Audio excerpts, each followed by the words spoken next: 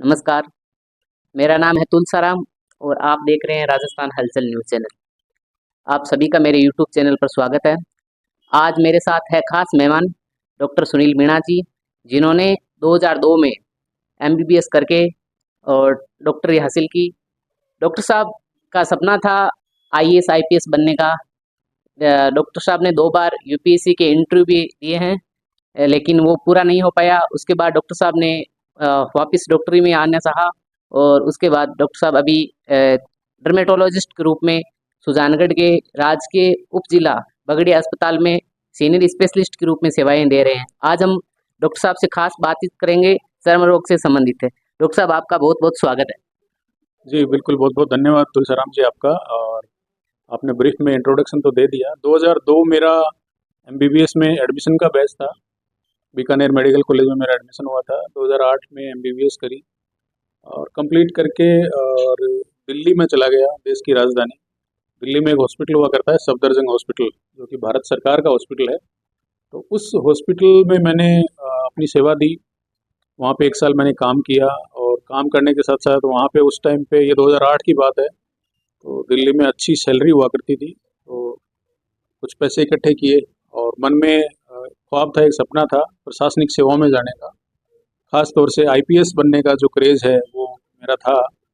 उसके बाद मैं 1 साल बाद मुखर्जी नगर एरिया में शिफ्ट हुआ। वहाँ कोचिंग सेलेक्ट करी, वहाँ रहने का सिस्टम सेट करा, सब्जेक्ट चूज़ करे और वो एक तैयारी जो है सिविल सर्विसेज की वो स्टार्ट करी। और वो एक प्रोसेस था, उस प्रोसेस से मैं गुज़रा। बहुत सारी चीज़ें मैंने सीखी, बहुत सारे सब्जेक्ट मैंने पढ़े। मैंने ज्योग्राफी पढ़ा, मैंने पब्लिक एडमिनिस्ट्रेशन, पॉलिटिकल साइंस, सारी चीज़ें जो एक आम जनजीवन में काम आती है वो वाली। और एक वो बोलते हैं ना, आईएएस जो है वो जैक ऑफ ऑल ट्रेड्स होते हैं, है ना, master of none and jack of all. तो वो वाली चीज़ है, सारे सब्जेक्ट का नॉलेज लिया, पढ़ा, तैयारी करी, उस प्रोसेस से गुजरे। लकीली या अनलकीली फाइनल सिलेक्शन नहीं हुआ, इंटरव्यू दिया 2 बार, बट फाइनली नहीं बन पाए। फिर वापस से राजस्थान आ गए। राजस्थान में यहाँ मेडिकल ऑफिसर ज्वाइन किया। फिर ब्लॉक चीफ मेडिकल ऑफिसर एक पोस्ट हुआ करती है, जो ब्लॉक का सीएमएचओ होता है। यानी एक ब्लॉक, एक उपखंड की जो स्वास्थ्य सेवाओं का जिम्मा है वो उस अधिकारी के कंधों पे होता है। सारे के सारे राष्ट्रीय कार्यक्रम हैं उनका जो है उनको इम्प्लीमेंट करना। उसके अलावा जितने भी प्राथमिक स्वास्थ्य केंद्र हैं, सामुदायिक स्वास्थ्य केंद्र हैं, उपकेंद्र हैं, जहाँ पे एएनएम, महिला स्वास्थ्य कार्यकर्ता, आशा सहयोगिनी, ये सब काम करती हैं। और टीकाकरण से लेकर के डिलीवरी से लेकर के टीबी का इलाज, लेप्रोसी का इलाज और विभिन्न तरह के जो राष्ट्रीय कार्यक्रम हैं उन सब का, तो वो कहीं ना कहीं उसमें एक प्रशासनिक क्षमताओं को अपना प्रदर्शित करने का एक चांस रहता है उसके अंदर भी। तो क्योंकि प्रशासनिक सेवाओं का क्रेज था और उधर से नहीं, तो मैंने कहा जहाँ जिस पोस्ट पे रहेंगे उधर ही अपन काम कर लेंगे। तो सरदार शहर उपखंड में मैं ब्लॉक सीएमओ रहा 3 साल के आसपास, सन 2015 से लेकर के मार्च 15 से लेकर के और सितंबर 18 के आसपास तक रहा। 3 साढ़े 3 साल खूब काम किया, खूब भागदौड़ करी और खूब अपनी प्रशासनिक जो कैपेसिटीज़ थी या जो लगती थी खुद को, उनका जनता को और सिस्टम को, स्वास्थ्य विभाग को फ़ायदा देने की कोशिश करी। उसके बाद फिर से एक नया चेंज, क्योंकि आईएएस जब बनने का सपना था, तो आईएएस एक ट्रांसफरेबल जॉब है, अलग अलग जिम्मेदारियां, अलग अलग डिपार्टमेंट, अलग अलग क्षेत्र। तो वो 3 साढ़े 3 साल में मैं भी उस एक ही एक काम से कहीं ना कहीं उब गया और मैंने अपनी जिम्मेदारी बदलने की सोची। तो उस टाइम पे मैंने देखा कि चर्म रोग विशेषज्ञ जो हैं वो फील्ड में काफ़ी कम थे, बड़े शहरों में उपलब्ध होते थे और चर्म रोग की बीमारियां काफ़ी ज़्यादा थी। जनरल ओपीडी में भी, पीएचसी पे भी आधे पेशेंट जो है वो चर्म रोग के आते थे। तो मैंने इसको सिलेक्ट किया, फिर से एक बार स्टूडेंट बना, फिर से पढ़ाई स्टार्ट करी। फर्स्ट ईयर एमबीबीएस के जो सब्जेक्ट्स थे, एनाटॉमी, बायोकेमिस्ट्री, फिजियोलॉजी, वहाँ से शुरू करा और 1 साल के लगभग ये तैयारी का क्रम चला। इस दौरान बीसीएमओ पद मैंने छोड़ा और एक कहीं गांव में अपना जो है पदस्थापन करा करके वहीं रह करके, क्योंकि शहर के अंदर जो मैं कार्यरत था वहाँ बहुत ज़्यादा ओपीडी थी, 200-250, तो इतने पेशेंट देखने के बाद पढ़ाई जो है वो कहीं ना कहीं संभव नहीं थी उस लेवल की। तो मैंने अपने आप को वापस गांव में ले गया और गांव में ले जा करके और अपने आप को वापस उस तैयारी में झोंका और फाइनली मेरा सिलेक्शन हुआ अच्छी रैंक के साथ। फर्स्ट राउंड में मुझे रेडियो डायग्नोसिस ब्रांच अलॉट हुई, बट उसमें भी कहीं ना कहीं पब्लिक से जुड़ाव कम था और टेक्निकल टाइप की जॉब थी। तो मैंने उसको चेंज करके और अपना फाइनली चर्म रोग विशेषज्ञ यानी एमडी स्किन वीडी जो है वो अजमेर से पूरा किया, जेएलएन मेडिकल कॉलेज अजमेर। और उसके बाद फिर पिछले साल अगस्त 2023 में यहाँ सुजानगढ़ पदस्थापित हुआ और तब से सेवा का वो क्रम है वो जारी है। और आपके बीच हाजिर हैं। डॉक्टर साहब ने बहुत अच्छी बात बताई कि कहाँ से कहाँ तक सफ़र किया। आईपीएस बनने का सपना था और अभी हमारे यहाँ सुजानगढ़ में डर्मेटोलॉजिस्ट के रूप में सेवाएं दे रही हैं। मैं भी खुद को भी सौभाग्यशाली मानता हूँ कि मैं सुजानगढ़ से हूँ, तो यहाँ के लोग जयपुर, सीकर, दिल्ली वहाँ जाते थे, चर्म रोग से संबंधित बीमारियाँ होती थी, तो अब लोगों को वहाँ नहीं जाना पड़ रहा है। अब लोगों को यहाँ सुजानगढ़ में ही वो सुविधाएं मिल रही हैं। सारी सुविधाएं यहाँ डॉक्टर साहब सुजानगढ़ में दे रहे हैं। लेजर ट्रीटमेंट है, इत्यादि प्रकार के जितने भी ट्रीटमेंट होते हैं वो सारे यहाँ सुजानगढ़ में अवेलेबल है, बीआरपी वगैरह। तो ये चीज़ें हमें सुजानगढ़ में मुहैया हो रही है। डॉक्टर साहब से आज खास बातचीत के लिए कुछ क्वेश्चंस है, जैसे कि डॉक्टर साहब ये बताइए कि शरीर के लिए सुंदरता कितनी जरूरी है। देखिए तुलसीराम जी, शरीर जो है वो आंतरिक सुंदरता के साथ साथ बाहरी सुंदरता का भी अपना एक महत्व है। क्योंकि प्रेजेंटिंग जो पार्ट होता है एक व्यक्ति का, है ना, जैसे आप मेरे से मिले हो या किसी से मिलते हो तो फर्स्ट जो इम्प्रेशन है वो आपकी फिजिकल पर्सनैलिटी का ही पड़ता है। तो खास करके फेस की है सुंदरता, सुंदर दिखो, कोई दाग धब्बे नहीं हो, कोई इस तरह की प्रॉब्लम नहीं हो, तो पहला इंप्रेशन नो डाउट सुंदरता का पड़ता है। उसमें बाहरी सुंदरता है वो पहला कोट है। हालांकि लॉन्ग रन में जो है आपकी जो इंटरनल ब्यूटी है, आंतरिक जो सौंदर्य है, वही लॉन्ग रन में आपके काम आता है। और आंतरिक सौंदर्य के बिना बाहरी सौंदर्य का भी कुछ खास विशेष महत्व रह नहीं जाता है। मैं आपको बता दूं, सुंदरता, सूरत से ज़्यादा सीरत अच्छी होनी चाहिए, लेकिन यदि हम पहली बार किसी से मिलते हैं तो हमारी सीरत से पहले सुंदरता जरूर दिखनी चाहिए।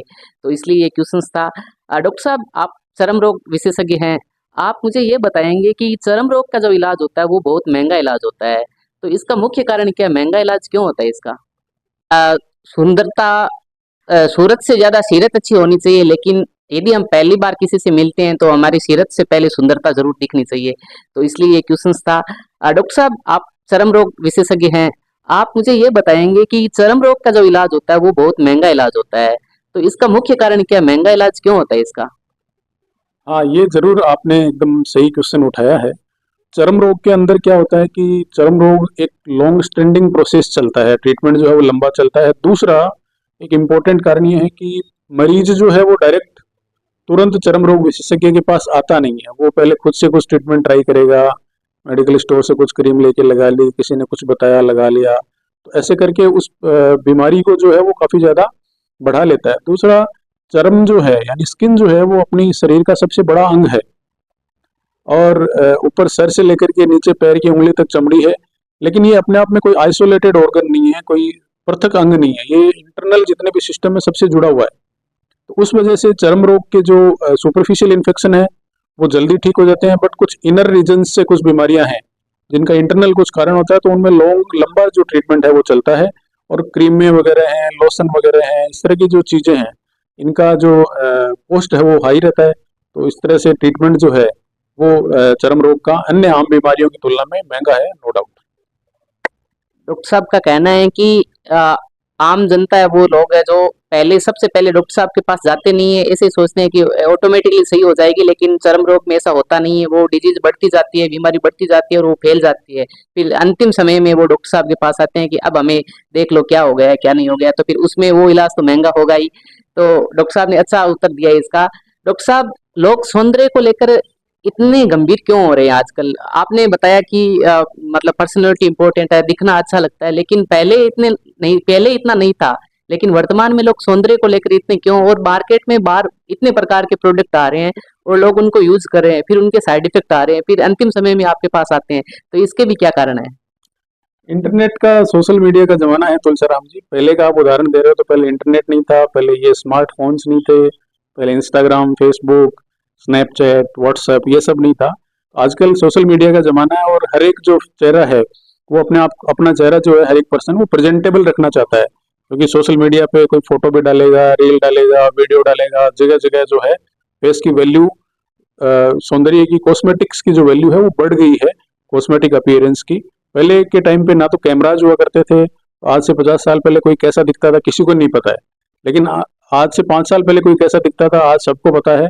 और 10 साल बाद वो 10 साल बाद वो अपने आप को देखेगा, वो भी पता रहेगा। तो एक तो ये रीजन है। दूसरा, अवेयरनेस भी बढ़ी है, एजुकेशन का लेवल बढ़ा है, अवेयरनेस बढ़ी है। सोशल मीडिया के माध्यम से ग्लोबल विलेज जो बन गई है दुनिया, तो अवेयरनेस, बढ़ती हुई अवेयरनेस भी कारण है कि सौंदर्य जो है, खास करके चेहरे का सौंदर्य, उसकी वैल्यू बढ़ी है। और तरह तरह के प्रोडक्ट की बात जहाँ तक है, तो वही सेम सोशल मीडिया स्टोरी। तो बहुत सारे जो हैं इमोशंस जो हैं सौंदर्य के प्रति लोगों के हैं, और इनका फायदा उठाने के लिए भी बहुत सारे लोग तरह तरह की जो है प्रोडक्ट और जो है इमोशंस के साथ खेल करके पेश करते हैं अपने अपने प्रोडक्ट, और पब्लिक जो है उनके जाल में फंस करके इस तरह के प्रोडक्ट यूज करती है। तो ये एक जाल है, माया जाल ही फैलता जा रहा है। डॉक्टर साहब, राजस्थान हलचल के कुछ दर्शकों ने क्वेश्चंस भेजे हैं। उन्होंने एक तो ये कहा है कि बालों से संबंधित क्वेश्चन पूछना डॉक्टर साहब से। तो सर, एक ये है कि बाल सर्दियों में ज्यादा क्यों टूटते हैं सर, ऐसा कुछ है? और है तो एक इसका इलाज क्या हो सकता है? और दूसरी चीज ये है कि सर, गर्म पानी वाला जो अभी जो चल रहा है कि त्वचा रुखी हो जाती है, इस प्रकार के क्वेश्चंस आप थोड़ा सा ब्रीफ में बताएंगे तो। जी बिल्कुल, विंटर्स का जो सीजन है वो ड्राइनेस का सीजन है। नेचुरल मॉइस्चराइजिंग फैक्टर्स होते हैं बॉडी के, वो ड्राइड अप हो जाते हैं। और नॉर्मली रूटीन में मॉइस्चराइजर यूज करने की आदत जो है वो हमारे लोगों की नहीं होती है। और खास करके गर्म पानी से नहाना भी एक रीजन बनता है। गर्म पानी से नहाना, ठंडी का मौसम जो है, ड्राइनेस, और ड्राइनेस की वजह से चर्म रोग, खास करके खुजली वगैरह चलना, और बालों का भी एक विशेष करके विंटर्स में थोड़े बाल जो है वो ज़्यादा झड़ते हैं। दूसरा, विटामिन की, प्रोटीन की जो कमी है, न्यूट्रिशन की जो डेफिशिएंसी है बॉडी में, वो सर्दी में ज़्यादा निकल के सामने आती है। तो बाल जो है वैसे जो होमोसेपियंस है फ्यूचर का, उसके बाल नहीं होंगे। तो जिंदा रहने के लिए बाल सर्वाइवल में जरूरी नहीं है। तो जब भी बॉडी में प्रोटीन की, विटामिन की कमी होगी, तो जो अनवांटेड चीजें हैं बॉडी की, वहां सप्लाई पहले सबसे पहले कट ऑफ होती है। तो बाल झड़ना स्टार्ट हो जाते हैं बहुत बार लंबी बीमारी के बाद, बहुत बार प्रेगनेंसी के बाद, बहुत बार कोई स्ट्रेस से आदमी गुजरता है, उसके बाद सघन जो है हेयर फॉल होता है। बट ये ट्रीटेबल है, इसका कोई ऐसा नहीं है कि लाइलाज है। और बाल जो लॉस होते हैं वो रिकवरी उनकी हो जाती है, अगर टाइमली और प्रॉपर ट्रीटमेंट जो है हम लोग लें। डॉक्टर साहब, एक ये भी क्वेश्चन है कि बाहर एक पता नहीं ये मिथ्या है क्या है, आप इसको कवर करेंगे कि मास्टरबेशन करने से बाल टूटते हैं, बाल झड़ते हैं? ये मैं तो मिथ्या ही कहूँगा, ऐसा कुछ भी इसका कोई साइंटिफिक बेस है नहीं। और इस तरह की कोई भ्रांति ही फैली हुई है, बहुत सारी कमजोरी आने से रिलेटेड है, या बाल झड़ने से, बालों का झड़ना भी कमजोरी को ही दर्शाता है। बट इस तरह का कुछ है नहीं, ये भ्रांति ही कहूँगा मैं इसको। इसमें कोई ज़्यादा वैज्ञानिक तौर पे कोई सच्चाई इसमें नहीं। एक सर ये भी बता दीजिए कि जो अपन घर पे बात करते हैं कि सरसों का तेल यूज करेंगे तो बाल उगाते हैं, ऐसा कुछ है? नहीं, ऐसा कुछ भी नहीं है। और तेल लगाने के अंदर जो तेल है वो सॉफ्ट ऑयल्स होते हैं, कोकोनट ऑयल, आलमंड ऑयल, ये अच्छे होते हैं। नारियल का तेल, सरसों का तेल, आंवला का तेल, ये सब जो तेल है, ये लगाने के लिए तेल अच्छे नहीं है। और फेस की डार्कनिंग कई बार इनसे हो जाती है। अगर आप लंबे टाइम तक सरसों का या नारियल का तेल लगा रहे हो और धूप के कांटेक्ट में आ रहे हो, तो धूप के कांटेक्ट में आने से स्किन का सेंसिटाइजेशन जो है, फोटो सेंसिटाइजेशन हो जाता है। और इन तेलों की वजह से सरसों, आंवला टाइप के जो तेल हैं, डार्कनिंग भी होती है। और ऐसे बाल उगने जैसा कोई कॉन्सेप्ट तेल के साथ है नहीं। हमारे दर्शकों को ये भी बता दीजिएगा कि रेगुलर बाल साफ करने चाहिए साबुन से, और तेल रेगुलर लगाना चाहिए या नहीं लगाना चाहिए? देखिए, तेल का ऐसा है, हर एक पर्सन की अपनी अपनी स्किन है, हर एक पर्सन की अपनी अपनी स्किन है। कोई किसी का ऑयली स्कैल्प है, किसी का ड्राई स्कैल्प है। ऑयल की जो इम्पोर्टेंस है वो मॉइस्चराइज वाली इम्पोर्टेंस है, कि बाल ड्राई नहीं हो, ड्राई होकर के टूटे नहीं, खुजली वगैरह नहीं चले, उसके लिए तेल का इम्पोर्टेंस है। और क्लीन तो डेफिनेटली सी बात है कि क्लीन रेगुलर करना चाहिए, अच्छे से सफाई जो है स्कैल्प की करना चाहिए। वीक में कम से कम 3 बार तो शैम्पू जो है वो करना चाहिए। और उसके अलावा जो हेयर ऑयल है वो अपने ड्राइनेस के अकॉर्डिंग लगानी चाहिए। अगर आपकी ऑयली स्कैल्प है या डेंड्रफ रहता है, तो ऑयल लगाने की आवश्यकता आपको नहीं पड़ती। ड्राई स्कैल्प है तो आपको डेफिनेटली ऑयल लगाना चाहिए। एक सर ये भी चलता है कि ब्लड इन्फेक्शन से चर्म रोग होते हैं, ऐसा कुछ है? देखिए, चर्म रोग जो है वो बेसिकली दो तरह के होते हैं। एक सुपरफिशियल, जो सिर्फ चमड़ी में इन्फेक्शन है, जैसे कोई फंगल इन्फेक्शन हुआ जिसको आम बोलचाल में अपन दाद बोलते हैं, या कोई पैरासाइट का इन्फेक्शन हुआ, स्केबीज हुई, या फिर कोई फोड़े फुंसी हुए। बट बहुत सारी ऐसी बीमारियां हैं जो जिनका इंटरनल कनेक्शन रहता है। और मैंने आपको बताया कि चर्म जो है, स्किन सबसे बड़ा अंग है बॉडी का, और वो इंटरकनेक्टेड है सारी चीज़ें। तो जैसे लॉन्ग स्टैंडिंग बीमारियां हैं, डायबिटीज़ है, थायराइड है, ब्लड प्रेशर है, उसके अलावा बहुत सारी इम्यूनिटी से रिलेटेड प्रॉब्लम्स हैं। तो इन सब से क्या होता है कि चर्म पे जो एलर्जी टाइप बोल सकते हैं उनको, इन्फेक्शन तो डायरेक्टली नहीं कहेंगे, बहुत कम इन्फेक्शन है जो ब्लड में होते हैं और स्किन पे आते हैं। बट एलर्जी या इस तरह की जो एक्जिमा टाइप की प्रॉब्लम्स हैं वो कई बार ब्लड से भी रिलेटेड होती हैं। और ज़्यादातर जो स्किन की प्रॉब्लम है आम आदमी जिनसे पीड़ित रहता है वो सुपरफिशियल इन्फेक्शंस होते हैं स्किन के, और वो जल्दी ठीक हो जाते हैं। ये बताया डॉक्टर साहब ने कि चर्म रोग से संबंधित जो अपने ब्लड इन्फेक्शन से संबंधित किस प्रकार की है बातें हैं वो बताई है। एक बात ये भी जानना चाहूंगा कि डॉक्टर साहब अपने जो फेस वॉश जो प्रोडक्ट आते हैं वो उसको हम रेगुलर यूज करते हैं और उनसे कई प्रकार के पिंपल्स निकल आते हैं, और मॉइस्चराइजिंग यूज करते हैं उनसे पिंपल्स निकल आते हैं, और वो मार्केट में इतने मिल रहे हैं। क्या वो सही है, या फेस वॉश सही है या नहीं है, रेगुलर फेस वॉश करना चाहिए या नहीं करना चाहिए? अगेन तुलसीराम जी, सवाल आपका बहुत अच्छा है और इसका जवाब कहीं ना कहीं वापस वही इसी कॉन्सेप्ट पे जाता है कि हर एक पर्सन की जो स्किन टाइप है, आपकी ऑयली स्किन है या किस टाइप की स्किन है, किस तरह की सेंसिटिविटी है, आप किस तरह के क्लाइमेट में रहते हैं, किस तरह का आपका जो है जॉब प्रोफाइल है, सन एक्सपोजर कितना है, उन सब चीज़ों पे डिपेंड करता है। डायरेक्टली आप मार्केट से कोई प्रोडक्ट परचेज करके यूज़ करोगे तो उससे नुकसान हो सकता है, या आप कोई प्रोडक्ट यूज़ कर रहे हो सकता है वो आपको ठीक सूट हो रहा हो लेकिन किसी और को वो सूट नहीं हो, तो ऐसा नहीं करना चाहिए। तो अपने डर्मेटोलॉजिस्ट से, स्किन स्पेशलिस्ट से दिखा करके उनसे सलाह लेकर के किस तरह के फेस वॉश की ज़रूरत है, क्योंकि फेस वॉश में बहुत सारे तरह के कंटेंट आते हैं। एसिड वाले फेस वॉश आते हैं, सैलिसिलिक एसिड, ग्लाइकोलिक एसिड, बहुत सारे सॉफ्ट क्लींजर भी आते हैं, ग्लूटाथियोन भी आता है, बहुत सारी चीज़ें आती हैं। तो रिक्वायरमेंट के हिसाब से इस स्किन को कितनी फ्रीक्वेंसी में कितने टाइम तक किस चीज़ की आवश्यकता है, और उसके बाद में मॉइस्चराइजर की आवश्यकता आपको है या नहीं है। अगर आपकी ऑलरेडी ऑयली स्किन है, ऑयल आपके अंदर से ऑलरेडी निकल रहा है, उसके ऊपर से आप और मॉइस्चराइज लगाए वो लगाओगे तो आपके जो पोर्स हैं वो क्लॉग होंगे और पिंपल्स वगैरह वो बढ़ेंगे। तो मॉइस्चराइजर की आवश्यकता भी कितनी है, कौन से मॉइस्चराइजर की आवश्यकता है, वो भी आपके स्किन टाइप पे डिपेंड करता है। तो अगेन बात घूम फिर के वहीं जाती है कि एक्सपर्ट ओपिनियन के बिना इन सब चीज़ों का इस्तेमाल नहीं करना चाहिए। इससे आपके समय की, पैसे की और हेल्थ की बर्बादी हो सकती है, स्किन आपकी खराब हो सकती है। डॉक्टर साहब ने कहा है कि अपने समय को बर्बाद ना करे, पैसे को बर्बाद ना करे, सबको अपने शरीर को बर्बाद ना करे। जो मार्केट में जो प्रोडक्ट मिल रहे हैं उनको डॉक्टर की सलाह से ही उपयोग में लेवे, उनको बिना डॉक्टर की सलाह से वो शरीर के लिए हानिकारक हो सकते हैं। डॉक्टर साहब मैं आपसे ये जानना चाहूंगा कि चर्म रोग से संबंधित कई प्रकार की बीमारियां होती है, ऐसी कौन सी बीमारी है जो होने के बाद सामान्य व्यक्ति इलाज नहीं करवा पाता है? ऐसे कौन से टेस्ट है जिनका इलाज कराना पॉसिबल नहीं, क्योंकि गरीब और अमीरी में उसका कोई चर्म रोग से लेना देना है नहीं। यदि गरीब व्यक्ति के किसी के ऐसा प्रॉब्लम हो जाती है तो फिर क्या किस प्रकार की उनको समस्याओं का सामना करना पड़ेगा आर्थिक रूप से? देखिए, बहुत सारे ऐसे स्किन डिसऑर्डर्स हैं जो जिनका ट्रीटमेंट लंबा चलता है या जिनका ट्रीटमेंट कई बार कॉस्टली रहता है, या उनसे रिलेटेड जो टेस्ट हैं वो काफ़ी कॉस्टली रहते हैं। खास करके आजकल चलता है आपका आर्टिकेरिया जो है, पित्तियाँ उधड़ने वाली बीमारी है, ये लंबे टाइम तक चलती है, इसका लंबा ट्रीटमेंट चलता है। तो हर कोई हो सकता है उसको अफोर्ड नहीं कर पाए, बट आपका जो भी नज़दीकी बड़ा हॉस्पिटल है जहाँ चर्म रोग विशेषज्ञ उपलब्ध है, वहाँ आप जाएंगे तो डेफिनेटली आपको गवर्नमेंट सप्लाई के अंदर काफ़ी सारी मेडिसिन मिल जाएंगी, तो आपका जो इकोनॉमिक बर्डन है वो कम हो जाएगा। तो ट्रीटमेंट आपको प्रॉपर और लंबे टाइम तक लेना चाहिए। उसके अलावा बहुत सारी ऐसी सोराइसिस टाइप की, विटिलिगो टाइप की जो सफ़ेद दाग हैं, लाइकेन प्लेनस है, इस तरह की ऑटो इम्यून वाली जो बीमारियां हैं, इस तरह की जो बीमारियां हैं, इनका ट्रीटमेंट लंबा चलता है। और कई बार क्या होता है कि जो जनरली अवेलेबल ड्रग्स हैं वो काम नहीं करती हैं, तो फिर हायर जो डोजेज हैं या हायर ड्रग्स हैं उनके ऊपर शिफ्ट करना पड़ता है, और वो थोड़ी सी कॉस्टली रहती हैं क्योंकि वो डेवलपमेंट फेज में रहती हैं, उतना उनका जो है अवेलेबिलिटी रहती नहीं है, तो वो काफ़ी दवाइयाँ इस तरह की महंगी भी आती हैं।